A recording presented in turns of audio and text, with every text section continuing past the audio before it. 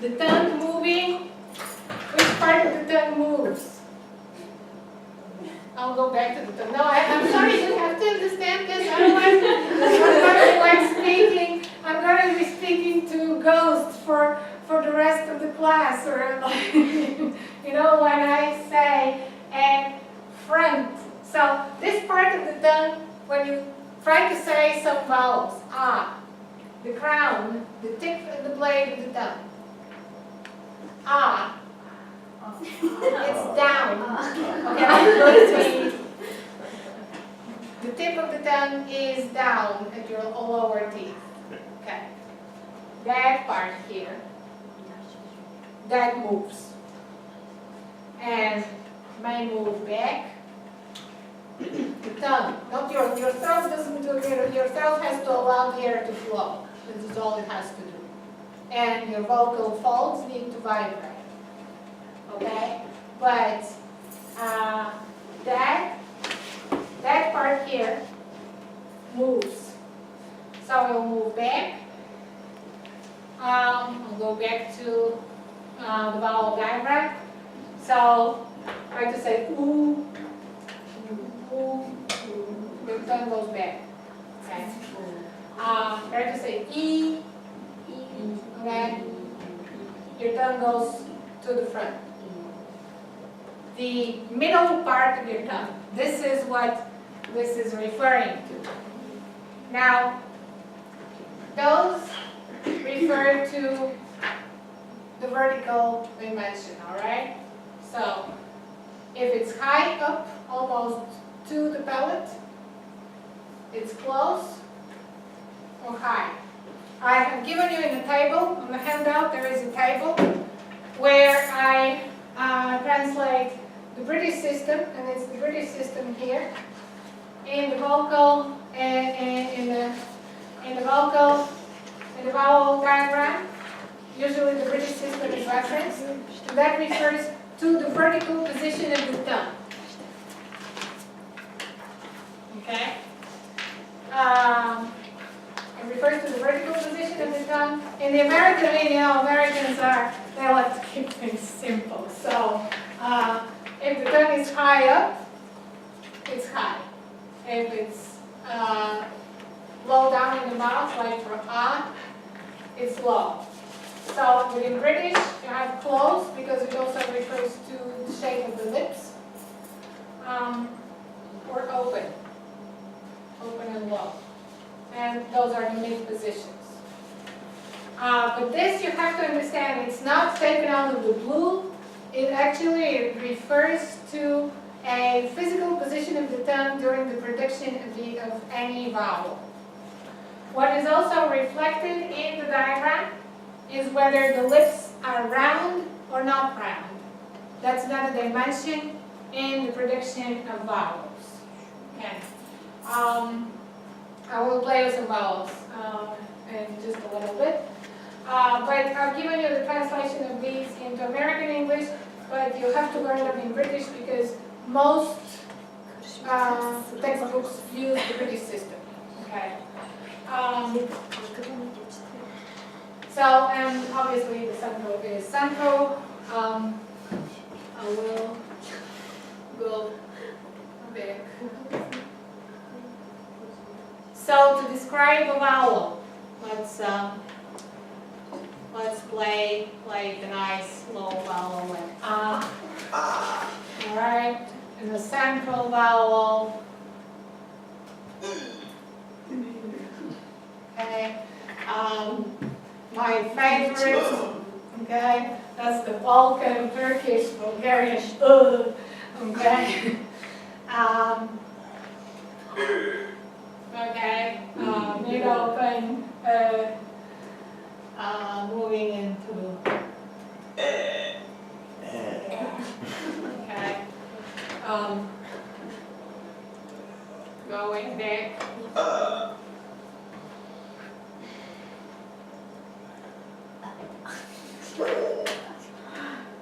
Okay.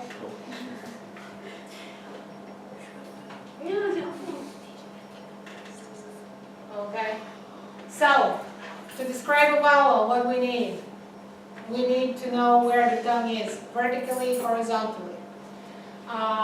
We also need to know if the lips are rounded or not rounded. So this is why these come in pairs here. On the left, you have the non-rounded. On the right, you have the rounded variant. And sometimes the rounding will also produce some qualitative difference. One dimension that is missing in the diagram is length. How long a vowel is could make a huge difference. I know this for painful fact because Swedish has a distinctive, now that I say distinctive vowel length, what does this mean? Length is a phoneme in English, in Swedish. What does this mean?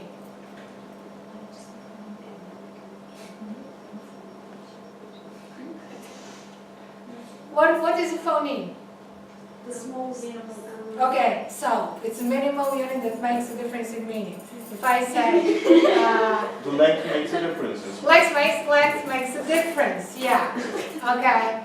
If I say väg and väg, Okay.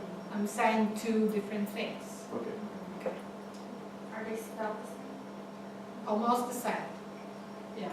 I will show you examples and play. But length is distinctive not only in Swedish. Swedish is one of the languages that has distinctive length. But see, this is, if you don't learn anything from here, you have to walk out with a notion of distinctive, free variation, complementary distribution, and the vocal tract. This is the whole work.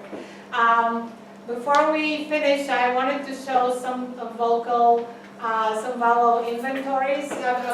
Like all of these factors, how we describe a vowel, are on the handout. I'll go to the slide that is vowel inventories. So again, if we start by the languages that we know.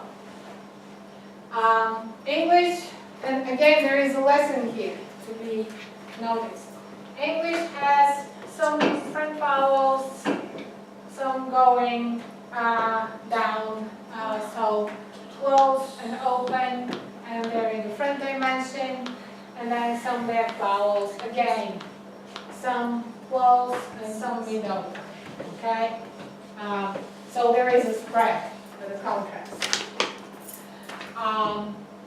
There is not the concentration in one dimension. The Bulgarian vowels that I just highlighted, Bulgarian has just 6. So for a person like me, the hardest part to learn in Swedish was the vowel system, because you'll see that Swedish has 3 times as many. I'm not used to that many vowels, but in Bulgarian they're nicely spread around the diagram. You have some in the front, some in the back, one in the center. That's it. And in Turkish, there are some more vowels. There, I count up to 8.